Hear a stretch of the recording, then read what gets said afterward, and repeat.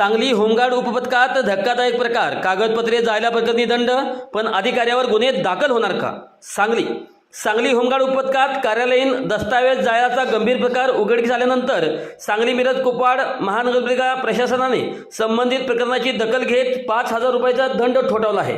मात्र या कारवाईनंतरही संबंधित अधिकारी कोणतीही ठोस कारवाई न झाल्यासारखे वागत असल्याचे नागरिकांमध्ये नाराजी व्यक्त होत आहे।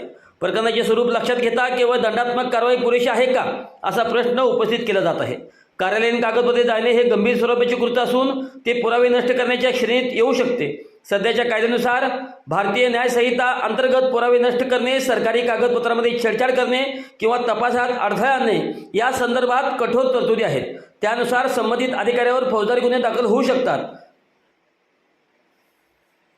कॉन्स्टिट्यूशन ऑफ इंडियानुसार कायद्याचे राज्य आणि समानतेचा अधिकार प्रत्येक नागरिकासाठी समान लागू होतो। त्यामुळे सरकारी अधिकाऱ्यावरही समान कायदेशीर निकष लावणे बंधनकारक आहे।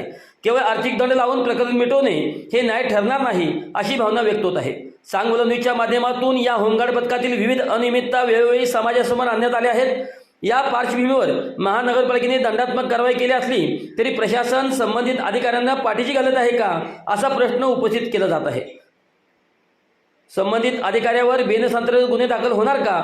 दस्तावेज नष्ट करण्यामागील उद्देश काय होता? विभागीय चौकशी आणि निलंबनाची कारवाई होणार का? प्रशासन जबाबदारी निश्चित करणार का? अशा प्रकारचे अनेक प्रश्न जनतेसमोर उभे आहेत।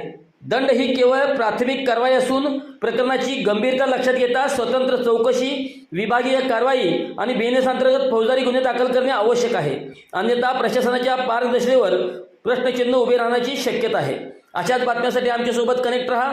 सांगोला न्यूजला लाईक करा, शेअर करा, सबस्क्राईब करा आणि कमेंट करायला मात्र विसरू नका।